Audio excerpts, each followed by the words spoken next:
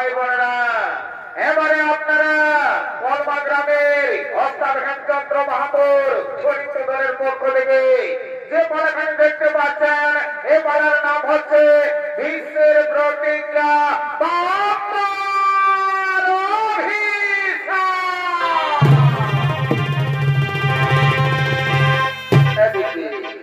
এদিকে বৈকুণ্ঠের সুমেরু পর্বতের উপরে মহামণি বৈশিষ্ট্যের অতি মনোরমা আশ্রম।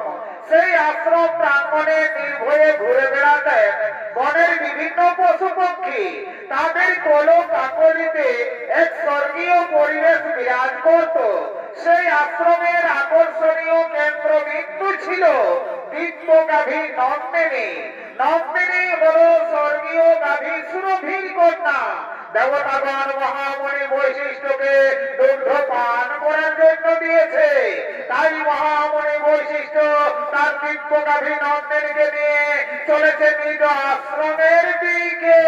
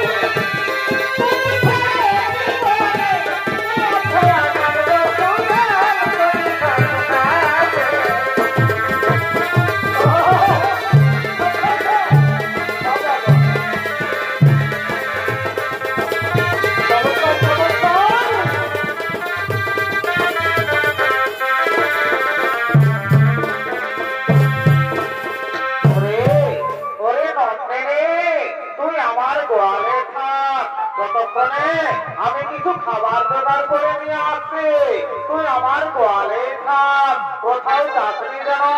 আমি এক্ষুনি আসবো, আমি এক্ষুনি আসবো, আমি এক্ষুনি আসবো।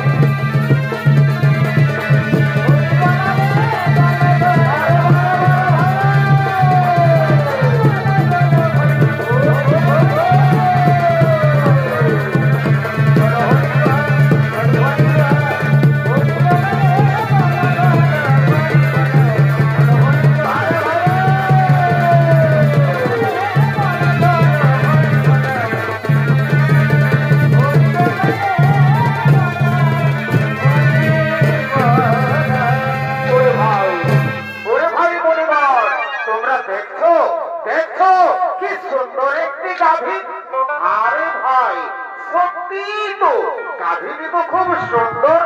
আরে ভাই শোন শোন শোন শোন, তোরা জানিস না এই গাভী হলো স্বর্গীয় গাভী সুরভির কন্যা। দেবতাগণ মহামণি বৈশিষ্ট্যকে দুগ্ধ পান করার জন্য দিয়েছে। এই গাভীর দুগ্ধের এমনই গুণ, যদি মর্তবাসী একবার পান করে তাহলে 100 বছর পর্যন্ত তাদের পরমাও বৃদ্ধি পায়। এই গাভীর গুণগান শুনে প্রভাত রেতের স্ত্রী ছুটতে ছুটতে আসছে।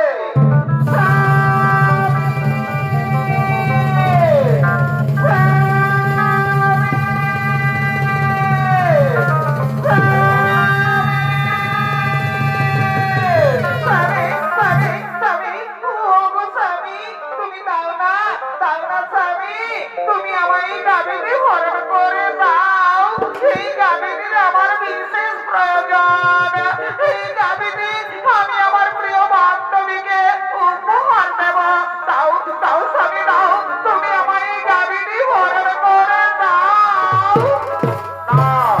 না প্রিয় না, এই গাভী আমি হরণ করতে পারবো না। তাছাড়া আমরা মনে ঋষিগণ এই গাভী হরণ করে আমরা কি করবো? তুমি জানো না ওই মর্তলোকে ঈশ্বরাজার কন্যা সীতবতী আমার প্রিয় বান্ধবী, এই গাভীটি আমি তাকে উপহার দেব। দাও দাও স্বামী দাও, তুমি আমার এই গাভীটি হরণ করে দাও। ওরে ভাই মনিগণ, তোমরা বলো আমি এখন কি করবো? প্রভাত রেখে তুমি কি করবে সেটা আমরা বলতে পারবো না, তবে এটা আমরা বলতে পারি এই গাভী যদি তুমি হরণ করো তাহলে মহামণি বৈশিষ্ট্য আমাদের কাউকেই ছাড়বে না।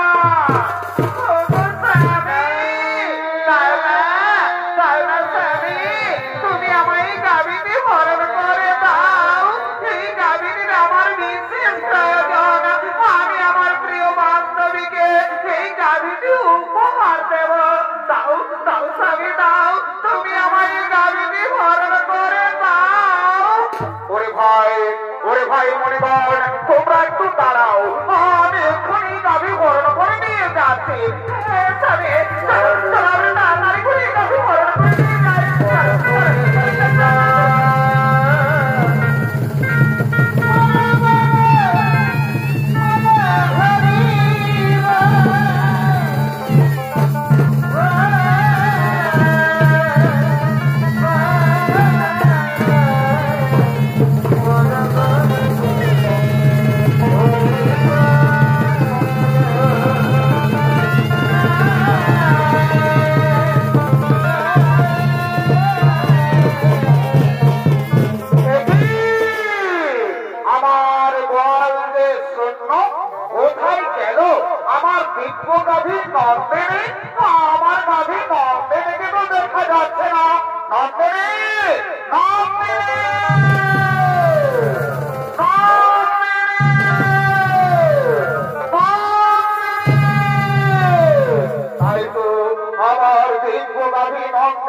কোথাও দেখা গেল না, তাহলে আমার গাভীকে নিশ্চয়ই কেউ হরণ করে নিয়ে গেছে। আমায় ধ্যান চোখে দেখতে হবে কোথায় গেল আমার দিব্য গাভী নন্দিনী।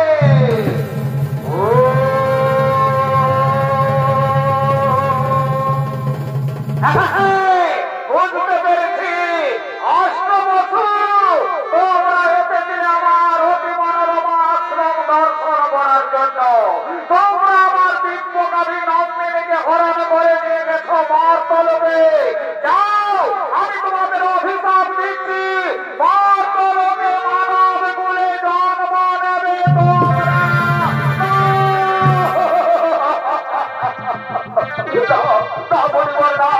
আপনি এত বড় অভিশাপ আমাদের দেবে না, আপনি আপনার অভিশাপ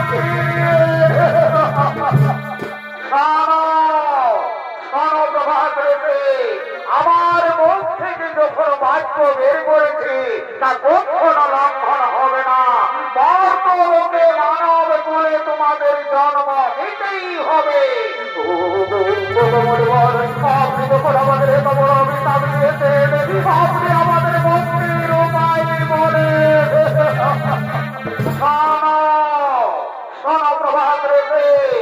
যাও মহাতরকে দেবী গঙ্গার গর্ভে মহারাজ শান্তনুর ঔরসে জন্ম নেবে তোমরা। আর বাকি 7 জন ঋষি যারা তোমার সঙ্গে ছিল তাদের অপরাধ একটু কম, তাই তারা জন্মের পরেই মুক্তি লাভ করে ফিরে আসবে এই গোলকে। আর যেহেতু তুমি তোমার স্ত্রীর কোথায় আমার দিব্য কবি নন্দিনীকে হরণ করে দিয়ে গেছ মহর্তলোকে, সে কারণে তোমাকে তারা জবাব জানাতে হবে মহর্তলোকে। জন্মের সময় তোমার নাম হবে দেবব্রত, পরক্ষণে তুমি শীতল প্রতিজ্ঞা করার ফলে তোমার নাম হবে ভীষ্ম। আমার আশীর্বাদ, আমার অভিশাপ।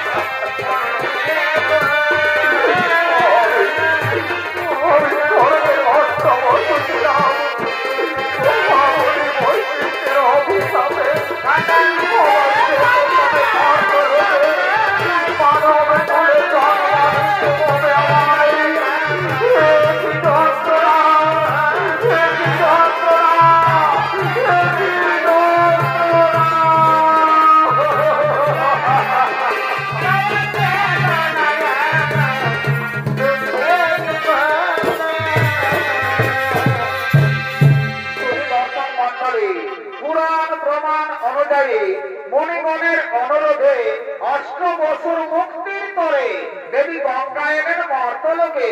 দেবী গঙ্গার গর্ভে মহারাজ শান্তনুর ঔরসে জন্ম নিলেন 8 বসু।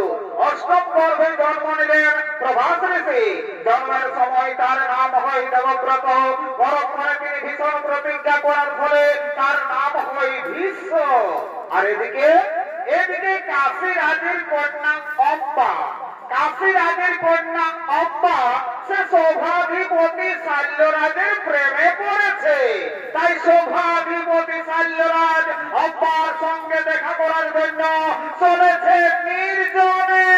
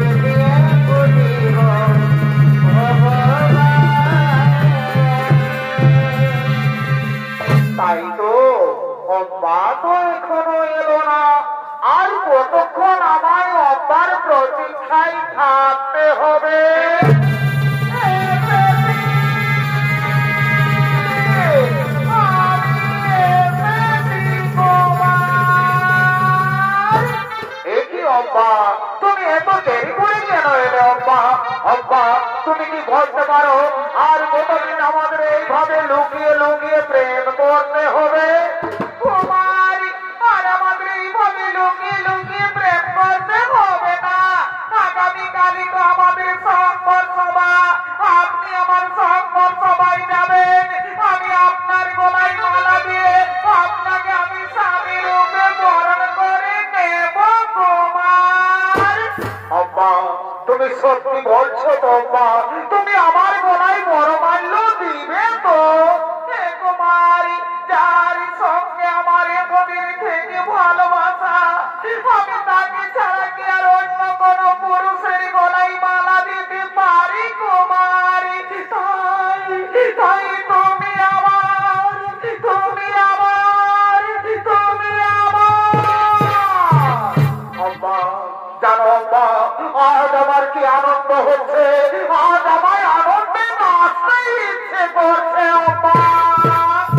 সত্যি বলছো কুমার? আমারও তাই, আজ আমায় আনন্দে গাইতে ইচ্ছে করছে। এই জীবন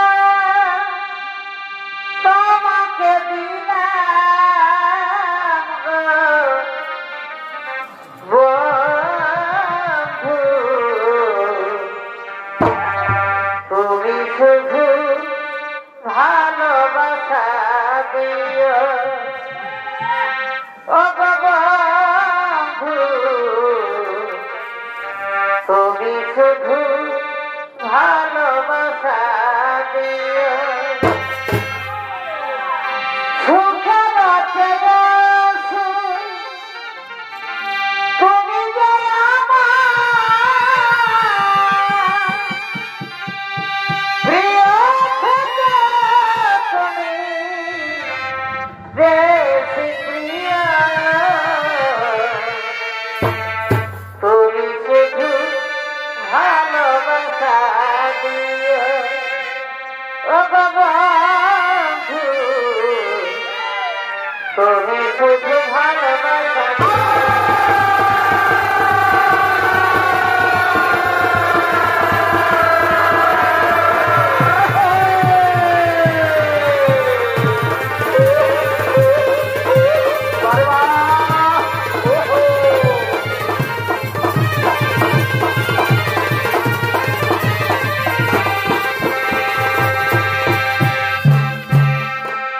ভালোবাসার মতো ভালোবাসলে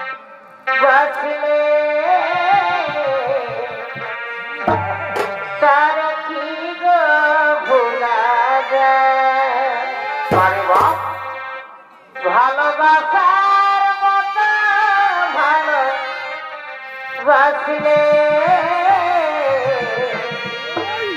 তার কি গো ভোলা যায়? ক্ষণিকের ভুলে বিরহ মনে মন থেকে কি করে মুছা যায়? তার কি গো ভোলা যায়? ভালোবাসার মতো ভালোবাসলে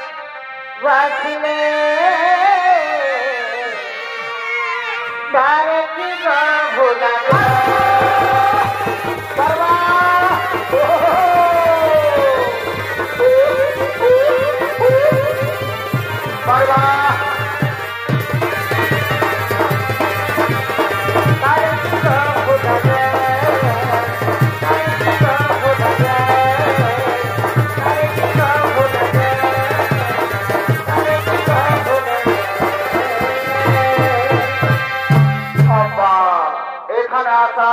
আমার অনেক দেরি হয়ে গেল আব্বা, আমি আর এখানে বেশিক্ষণ দেরি করবো না, আমার তাড়াতাড়ি রাজসভায় যেতে হবে।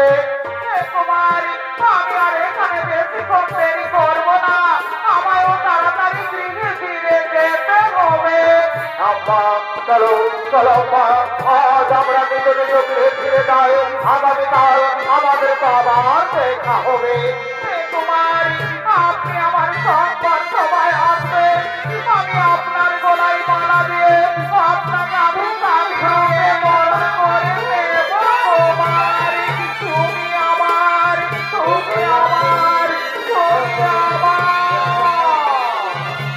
মা চলো চলো মা আর আমরা এখানে বেশিক্ষণ বিলম্ব করবো না চলো চলো আজ আমরা নিগমিত গৃহে ফিরে যাই কুমার তাই চলো আজ আপনি কিন্তু আমার সংকট সবাই আসবেন কুমার আমি নিশ্চয় আসবো আমি তোমার কথা বেশি হব আমি তোমার সংকট সময় অবশ্যই আসবো কুমার আমি তোমার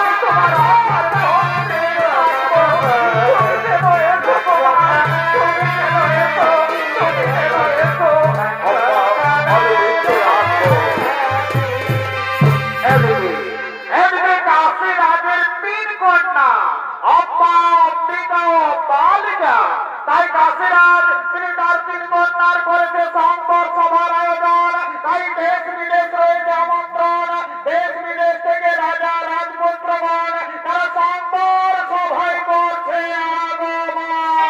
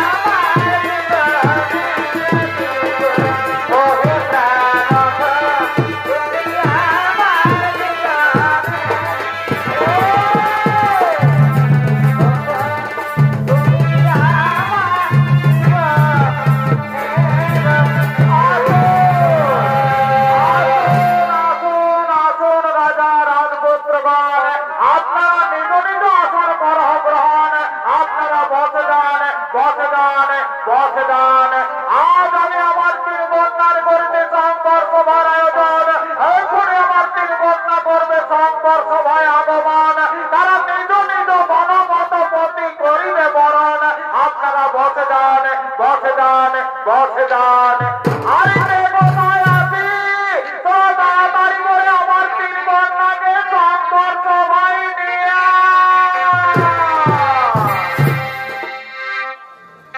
মনের বাগানে ফুটিল ফুল রে রসিক ভ্রমর আইল না ফুলের মধু খাইল না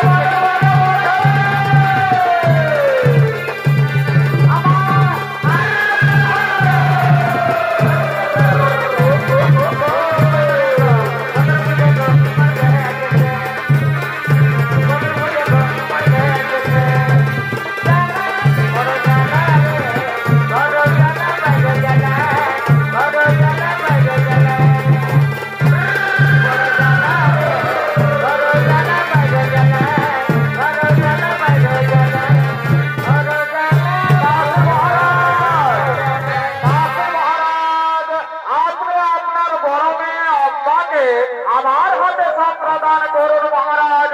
আমার সমপক্ষীর ডালহি এই সভাস্থলে রয়েছে সাহায্য মহারাজ। তব সমপক্ষীর উপস্থিত এই সভাস্থলে আমি হস্তিনাধিপতি শান্তনন্দন গঙ্গা পুত্র ভীষ্ম।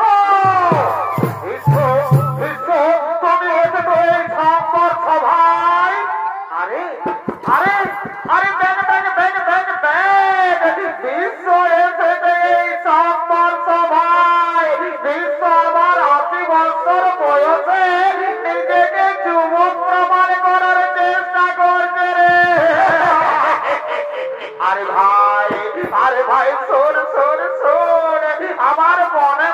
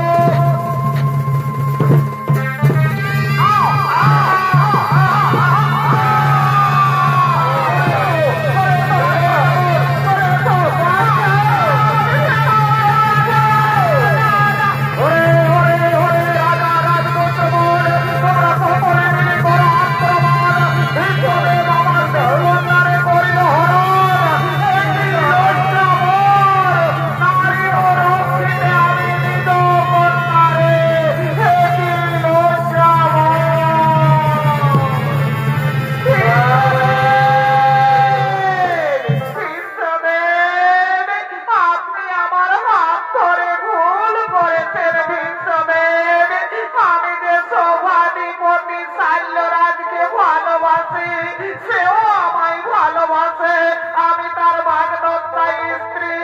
আপনি আমায় তার কাছেই পৌঁছে দিন ভীষ্মদেব। এ কি অব্বা, এ কথা তুমি আগে বলনি কেন? ভীষ্মদেব, অনুগ্রহ করে আপনি যদি সেখানে বীরত্ব দেখাতে উপস্থিত না হতেন, তাহলে আমি মহারাজ শাল্যের গলায় মালা দিয়ে তাকে আমি স্বামী রূপে বরণ করে নিতাম। সেও আমায় ভালোবাসে, আমিও তাকে ভালোবাসি, আমি তার বাগদত্তাই স্ত্রী। আপনি আমায় তার কাছেই পৌঁছে দিন ভীষ্মদেব। আব্বা চলো চলো আব্বা, আমি তোমার শাল্যরাজের কাছে পৌঁছে দেওয়ার ব্যবস্থা করব। চলো চলো আব্বা, চলো চলো চলো, আমি তোমার শাল্যরাজের কাছে পৌঁছে দেবো। এদিকে শাল্য মহারাজ তিনি তার রাজপ্রাসাদে বসে রাজকার্য পর্যালোচনা করছে। কোথায় রইলে বন্ধু,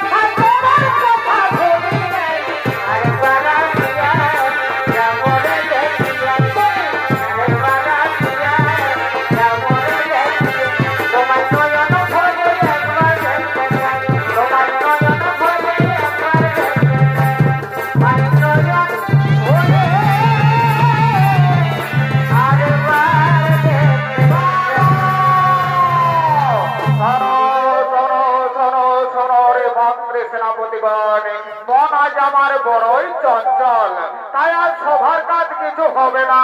আজ তোমরা নিজ নিজ গৃহে ফিরে যাও। আজ তোমরা আমায় একটু একা থাকতে দাও, আমায় একটু একা থাকতে দাও। যাও যাও মন্ত্রী সেনাপতিগণ, তোমরা আজ নিজ নিজ গৃহে ফিরে যাও। তোমরা আজ আমায় একটু একা থাকতে দাও, আমায় একটু একা থাকতে দাও।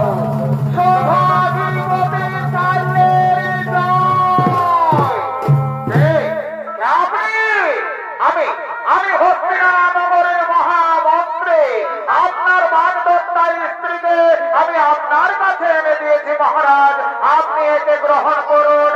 আমি এখন আসি মহারাজ, আমি এখন আসি।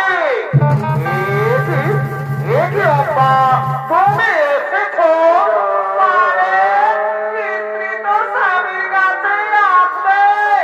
আমি এখনো মনে প্রাণে বিশ্বাস করি তুমি আমার স্বামী।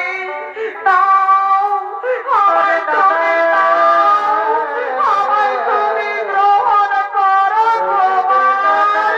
নাও কুমার, আমায় তুমি নাও। অব্বা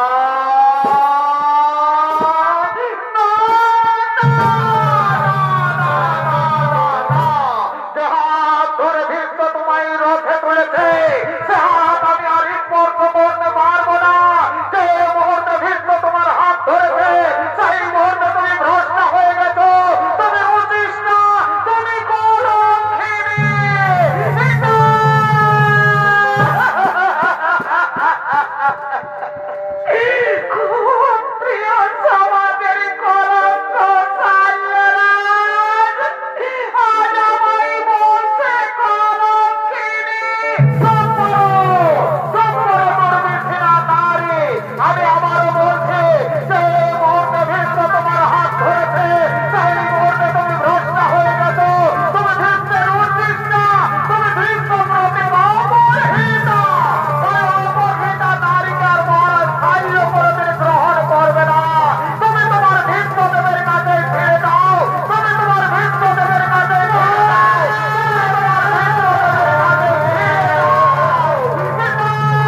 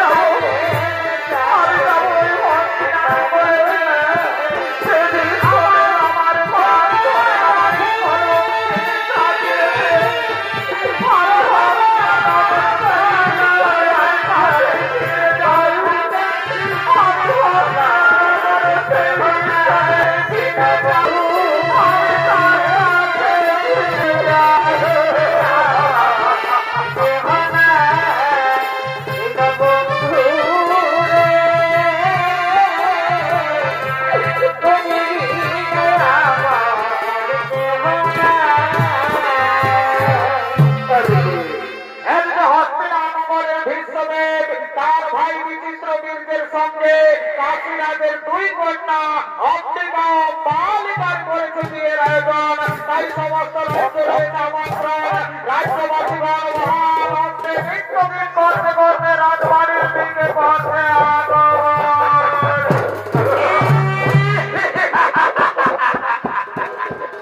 আরে ভাই কি মজা রে ভাই, কি মজা! এইটার নামেই তো বিহাঘর, যত পারবি ফুর্তি কর। বুঝলিস না, বিহা ঘরে ঘর রাজা ঘরেই হোক আর গরিব ঘরেই হোক, লাল আর সাদা এগুলা সব চলবে। ডিজে বাজবে আর নাচ খেলে হবে। এই কালিন্দী বাবুরা আয় আয় আয় আয়,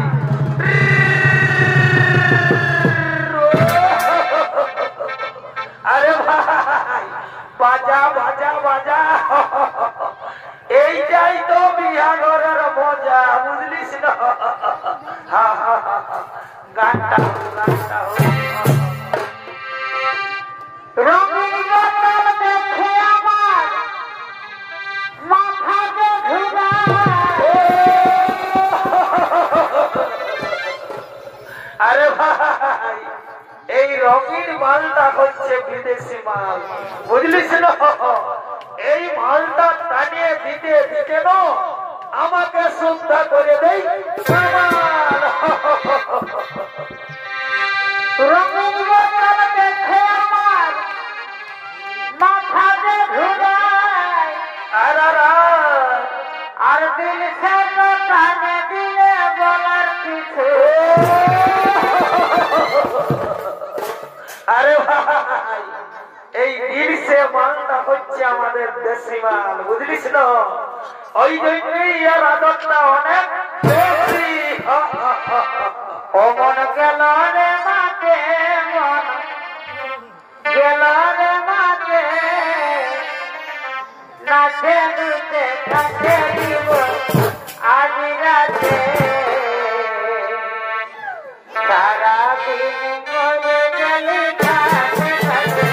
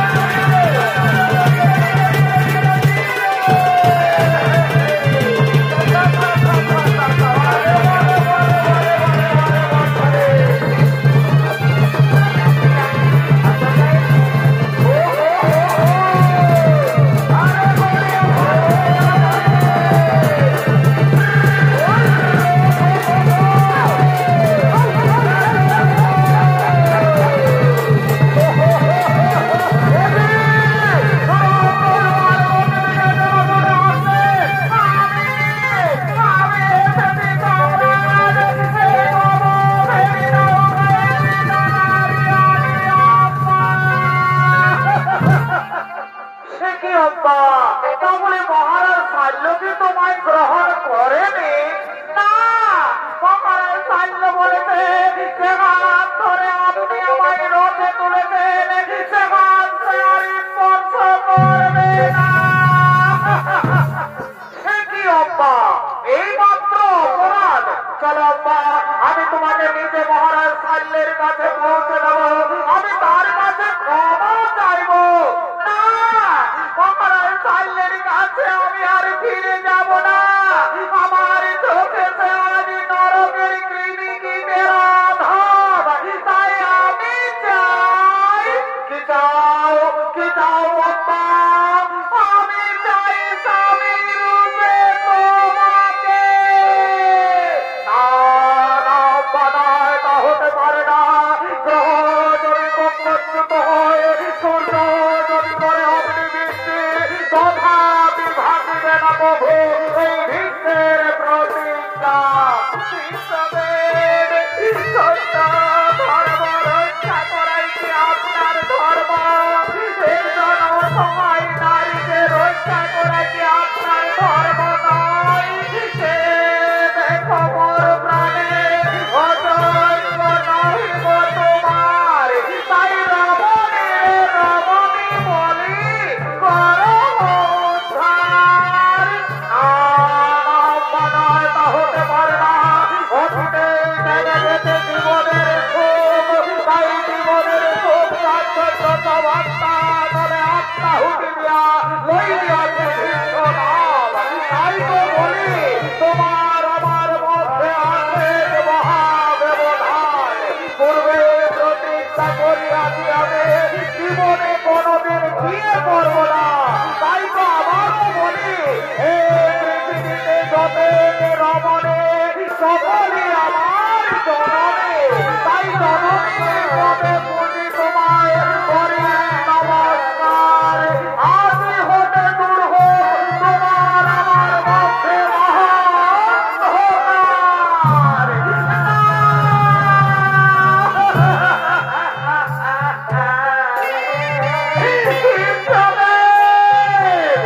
মানিব না আমি, লইব প্রতিশোধ, করিব প্রতিজ্ঞা। জ্বলন্ত অগ্নিকুণ্ডে প্রাণ বিসর্জন দেব, পুনরায় জন্ম নেব। শ্রীকণ্ঠী রূপে শ্রীবারে তোমায় দর্শন দেব। আর সেদিন হব আমি তোমার মৃত্যুর কারণ। তুমি মানে জর্জরিত হয়ে যন্ত্রণায় ছটফট করতে করতে সরসজ্জায় লুটিয়ে পড়বে, কিন্তু মৃত্যু হবে না তোমার। ধীরে ধীরে মরবে তুমি, এ হলো আপনার অভিশাপ। ধীরে ধীরে মরবে তুমি, এ হলো আপনার অভিশাপ। ধীরে ধীরে মরবে তুমি, এ হলো আপনার অভিশাপ। তথাপি ভাঙবে না প্রভু এই ভীষ্মের প্রতিজ্ঞা। তথাপি ভাঙবে না প্রভু এই ভীষ্মের প্রতিজ্ঞা।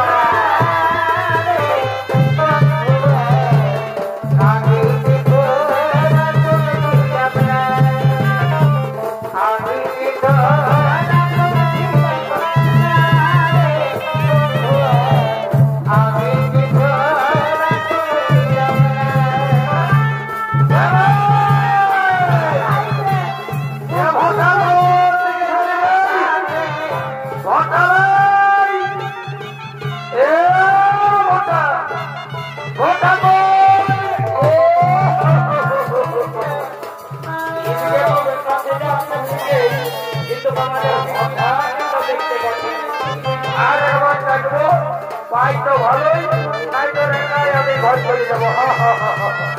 কথা কথা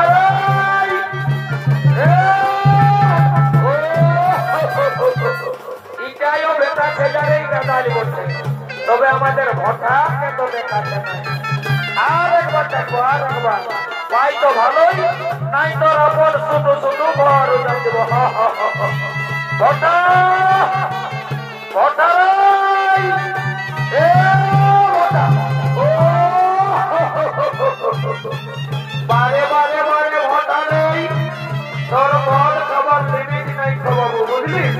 চল বাবু চল ঘর চল ঘর ঘুরাইছে ঘর ঘুরাইছে বিহা ঘর ঘুরাইছে উঠ উঠ বাবু উঠ উঠ উঠ উঠ উঠ আমার গলা নাই ভালো করে ধর হ্যাঁ হ্যাঁ ধর ধর সোনা আমার ভালো করে ধর আরে ওমা ওমা ওমা ওমা রে ওমা রে ওমা ওমা ওমা